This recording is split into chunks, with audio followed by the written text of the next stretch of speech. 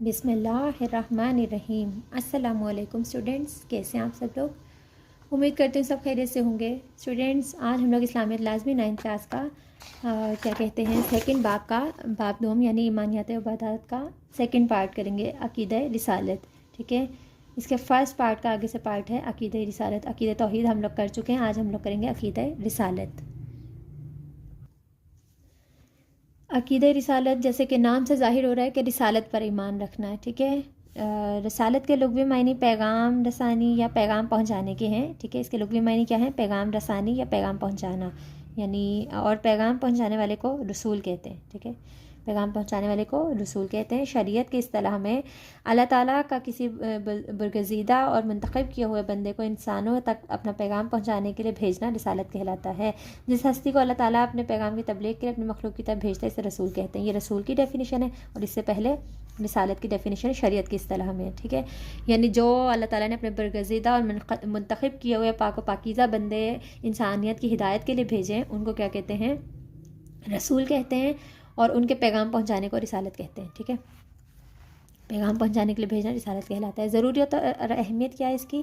اسلام کے عقائد میں توحید کے بعد عقیدہ رسالت کا درجہ ہے۔ انبیاء کرام علیہم السلام اللہ تعالیٰ اور اس کی مخلوق کے درمیان سفیر ہوتے ہیں۔ سفیر یعنی پیغام پہنچانے والا۔ ٹھیک ہے، سفیر کا مطلب پیغام پہنچانے والا ہوتا ہے۔ ٹھیک ہے، اللہ تعالیٰ نے ابتدا ہی سے انسانوں کی ہدایت اور رہنمائی کا انتظام کیا ہے، یعنی روز اول سے اللہ تعالیٰ نے انسانوں کی ہدایت کا سب سے پہلا جو انسان اللہ تعالیٰ نے بنایا یعنی حضرت آدم، وہ بھی نبی۔ ٹھیک ہے، وہ بھی نبی بنائے تاکہ انسانوں کی ہدایت کا سلسلہ شروع سے جاری رہے، انسان کے اوپر کوئی حجت باقی نہ رہے کہ وہ یہ نہ کہے اللہ تعالیٰ سے بروز قیامت کہ آپ نے تو ہماری ہدایت کے لیے کوئی انتظام کیا ہی نہیں تھا۔ ٹھیک ہے، تو ہر دور کے انسان کی ہدایت کے لیے انبیاء موجود تھے، انبیاء اور رسول موجود تھے۔ ٹھیک ہے، یہ ہدایت اور رہنمائی اللہ تعالیٰ کے انبیاء کرام علیہ السلام کے ذریعے سے مہیا کی گئی۔ ٹھیک ہے، کس کے ذریعے سے مہیا کی گئی؟ انبیاء کرام کے ذریعے سے۔ انبیاء کرام علیہ السلام اپنے معاشرے کے پاک اور بے حد نیک انسان ہوتے تھے۔ ٹھیک ہے، یعنی اپنے دور کے ہر نبی اپنے دور کا پاک اور پاکیزہ اور طاہر بندہ تھا۔ ٹھیک ہے، اللہ تعالیٰ ان پر وحی کے ذریعے سے اپنے احکام نازل فرماتا ہے۔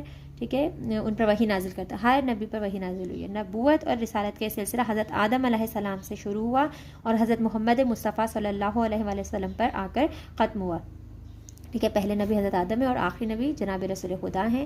تمام انبیاء کرام علیہ السلام کی بعثت کا مقصد انسان کے اخلاق اور اصلاح اور انہیں اللہ تعالیٰ کی بندگی کے طریقے سکھانا تھا۔ ٹھیک ہے، یہ مقصد تھا اللہ تعالیٰ کا کہ اللہ تعالیٰ جو ہے اپنے بندوں کی اصلاح کر سکے، ان کی ہدایت کا راستہ کر سکے۔ ٹھیک ہے، اللہ تعالیٰ نے جتنی اقوام پیدا فرمائیں، اقوام قوم کی جمع ہے۔ ٹھیک ہے، جتنی قومیں پیدا فرمائیں ان سب کے نبی اور رسول مبعوث فرمائے تاکہ وہ ان اقوام تک اللہ تعالیٰ کی طرف سے ہدایت کا پیغام پہنچا سکیں اور رہنمائی کر سکیں۔ ٹھیک ہے، یہ مقصد تھا اللہ تعالیٰ کا نبیوں کو خلق کرنے کا۔ نیکسٹ ہے ارشاد باری تعالیٰ ہوتا ہے بسم اللہ الرحمن الرحیم۔ سورہ فاتح کی آیت نمبر 24 ہے 24۔ بسم اللہ الرحمن الرحیم، انا ارسلناک بالحق بشیرا ونذیرا وان من امۃ الا قال فیہا نذیر۔ بسم اللہ الرحمن الرحیم ترجمہ دیکھ لیتے ہیں۔ بے شک ہم نے آپ صلی اللہ علیہ وآلہ وسلم کو حق کے ساتھ بھیجا ہے، خوشخبری دینے والا، بشیر کہتے ہیں خوشخبری بشارت دینے والے کو، نذیر ڈرانے والا، رسول بنا کر بھیجا۔ اور کوئی امت ایسی نہیں ہوئی جس میں کوئی ڈرانے والا نہ گزرا ہوا ہو۔ ٹھیک ہے، یعنی کوئی امت ایسی نہیں گزری ہے کہ جس میں نبی یا ڈرانے والا نبی کے یہاں پر معنوں میں آ رہا ہے، یعنی نبی نہ گزرا ہو۔ ٹھیک ہے، اللہ تعالیٰ نے ہر کیا کہتے ہیں امت کے لیے، ہر قوم کے لیے جو ہے نا نبی اور رسول بھیجے ہیں۔ انبیاء کرام علیہ السلام کی صفات، اللہ تعالیٰ نے انبیاء کرام علیہ السلام کی بہت سی خصوصیات عطا فرمائی۔ ان کو اللہ تعالیٰ کی طرف سے وحی کی صورت میں علم و حکمت سے نوازا جاتا ہے۔ کس کی صورت میں؟ وحی کی صورت میں۔ ٹھیک ہے، علم و حکمت سے نوازا جاتا ہے۔ ٹھیک ہے، اور عام انسان و حکمت عقل کے زمرے میں آتی ہے، اور عام انسان میں ان کی کوئی عام انسانوں میں کوئی مثال نہیں ملتی ہے۔ نبی اور رسول اگرچہ انسان ہوتے ہیں، بے شک وہ انسان ہی ہوتے ہیں، لیکن اپنے مرتبے اور عقل و فہم کے اعتبار سے تمام مخلوق سے بلندتر مقام پر فائز ہوتے ہیں۔ یعنی ان کا جو عقل ہے، جو ان کی فہم ہے، سمجھ بوجھ ہے ان کی، وہ جو علم وغیرہ ہے ان کے پاس عام انسان سے زیادہ ہوتا ہے۔ بے شک وہ انسان ہوتے ہیں لیکن عام انسانوں سے افضل ہوتے ہیں ان سب چیزوں میں۔ ٹھیک ہے، انبیاء کرام علیہ السلام معصوم ہوتے ہیں۔ معصوم یعنی جس سے کوئی گناہ سرزد نہیں ہوتا ہے، اور ان سے کوئی گناہ سرزد، یہ دیکھیں آگے انہوں نے کہہ دیا کہ کوئی گناہ سرزد نہیں ہوتا۔ انبیاء کرام علیہ السلام کی نبوت اور رسالت وحی ہوتی ہے۔ اچھا، معصوم کا یہاں پر یہ مطلب ہے، اب آپ لوگوں کے ذہن میں یہ کوشچن آ سکتا ہے کہ اگر انبیاء معصوم ہوتے ہیں تو حضرت آدم علیہ السلام نے جو جنت میں اللہ تعالیٰ نے پھل کھانے سے منع کیا تھا وہ کیوں کھایا؟ اچھا جو ان کی انبیاء کرام علیہ السلام کی جو غلطیاں بھی ہوتی ہیں نا وہ بھی ان میں بھی حکمت چھپی ہوئی ہوتی ہے، ٹھیک ہے، ان میں بھی خدا کی حکمت چھپی ہوتی ہے، وہ جو ہے نا انسان کی ہدایت کے لیے۔ اب دیکھیں وہ اگر جنت کا پھل نہ کھاتے نہ وہ زمین پر آتے نہ نسل انسان کی بقا ہوتی، ٹھیک ہے، اور جو انہوں نے پھل کھایا تھا کچھ روایات کے مطابق وہ گندم کا دانہ تھا، ٹھیک ہے، تو اب ہم لوگ پھر گندم نہ کھاتے تو ہم لوگ کیا کھاتے؟ سوچنے والی بات ہے نا۔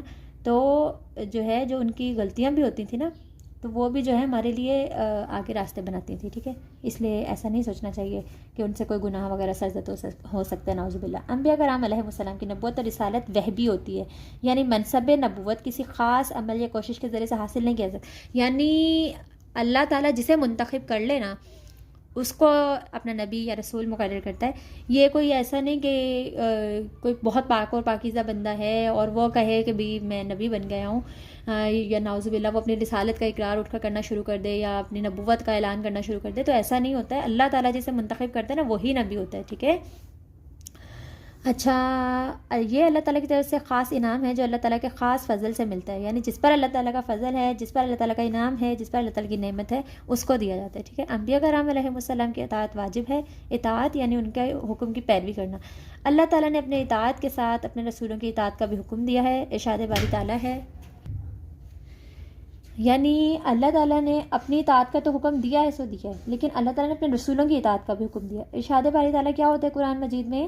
سورہ محمد کی آیت نمبر 33 نمبر آیت ہے، بسم اللہ الرحمن الرحیم، یا ایھا الذین آمنوا آطیعوا اللہ وآطیعوا الرسول ولا تبطلوا اعمالکم۔ ترجمہ کیا ہے؟ اے ایمان والو اللہ تعالیٰ کی اطاعت کرو، ٹھیک ہے، آمنو آتی اللہ یعنی اللہ تعالیٰ کی اطاعت۔ یا ایھا الذین، یہاں پر یا ایو یہ حرف ندا کے طور پر استعمال ہو رہا ہے، ٹھیک ہے، یعنی اللہ تعالیٰ اپنے ایمان والوں سے، یہ جو ایمان والے ہیں اللہ تعالیٰ ان کی طرف مخاطب ہو کے یہ بات کر رہا ہے کہ آتی اللہ اطاعت کرو اللہ کی، و آتی الرسول اور رسول کی اطاعت کرو، ولا تبطلوا اعمالکم اور اپنے اعمال ضائع مت کرو، تبطلوا ضائع کرنا، ٹھیک ہے۔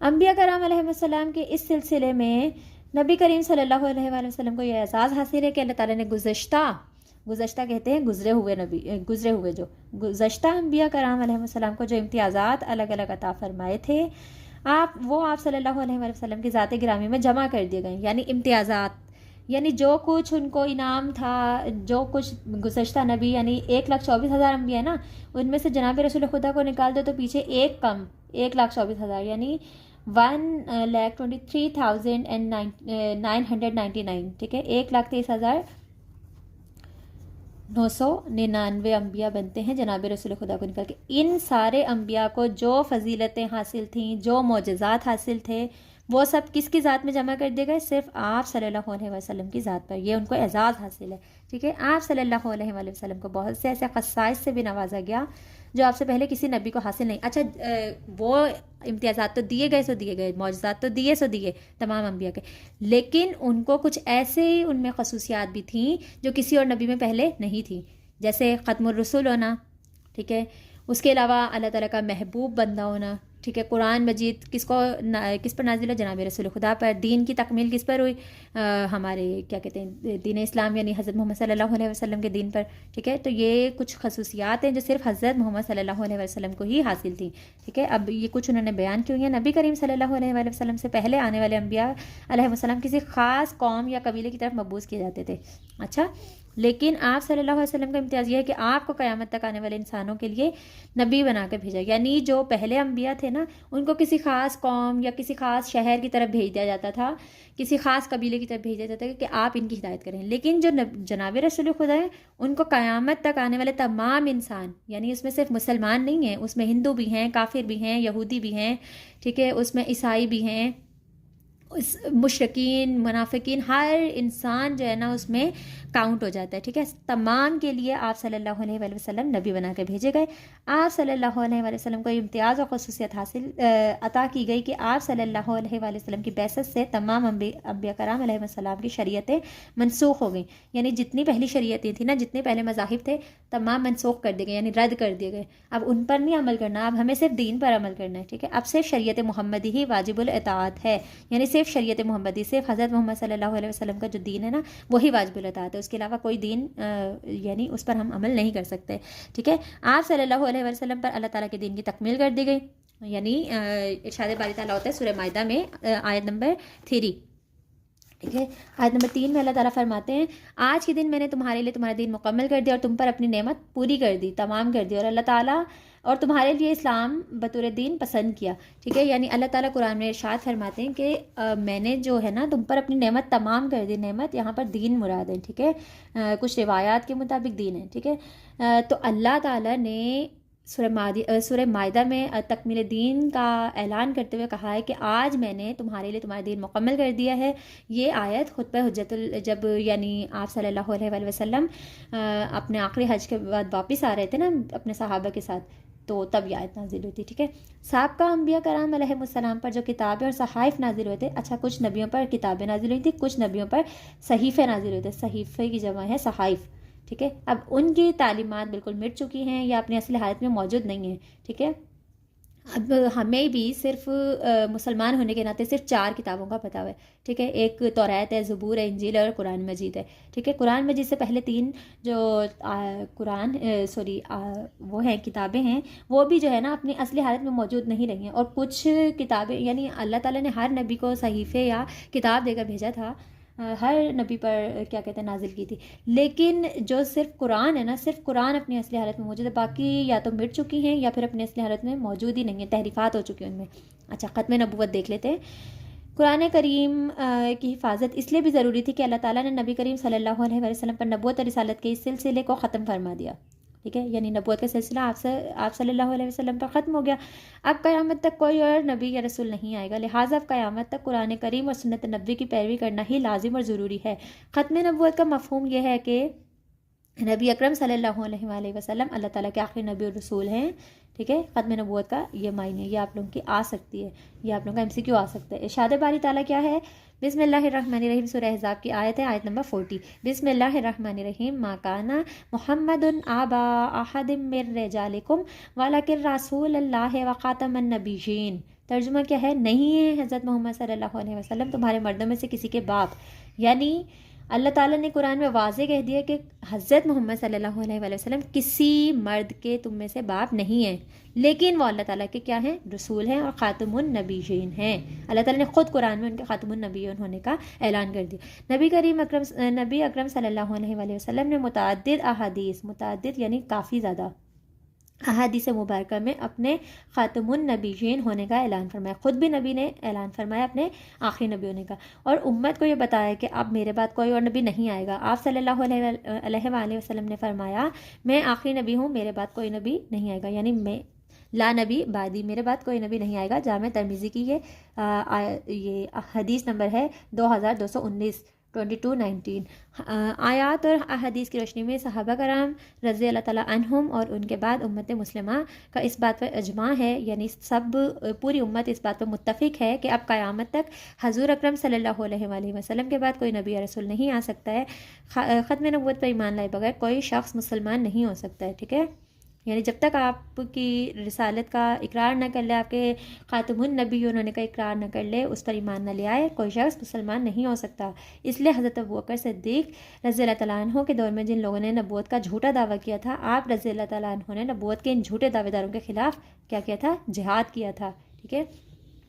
کیونکہ بہت سارے ایسے لوگ پہلے بھی آ چکے ہیں، آگے بھی آ رہے ہیں، موجودہ دور میں بھی ہیں، آگے آئیں گے بھی صحیح، جو نبی ہونے کا دعویٰ کرتے ہیں. خود جو بلکہ قادیانی ایک مذہب ہے، وہ حضرت محمد صلی اللہ علیہ وسلم کو آخری نبی نہیں مانتے. ان کا کوئی اپنا عقیدہ ہے کہ ہمارے ایک نبی ہیں، وہ بلکہ ایک انسان کو نبی مانتے بھی ہیں کہ موجودہ دور کے کیا کہتے ہیں نبی یہ ہیں. تو وہ لوگ نہیں کرتے ہیں، اس لیے وہ قادیانی ہیں، بلکہ وہ کافر ہیں. قادیانی کیا ہیں؟ کافر ہے، کیونکہ جو قرآن کا منکر ہے، جو رسالت کا یا کسی بھی عقیدے کا منکر ہے، ٹھیک ہے، وہ کیا ہو جاتا ہے؟ کافر ہو جاتا ہے، ٹھیک ہے. تو انشاءاللہ ملتے ہیں آپ لوگوں سے نیکسٹ ویڈیو میں ہم اس میں مشق کریں گے، اس کی، ٹھیک ہے، ایکسرسائز کر لیں گے، اور یہ آپ لوگوں کا چیپٹر کمپلیٹ ہو جائے گا انشاءاللہ. تب تک کے لیے اللہ حافظ.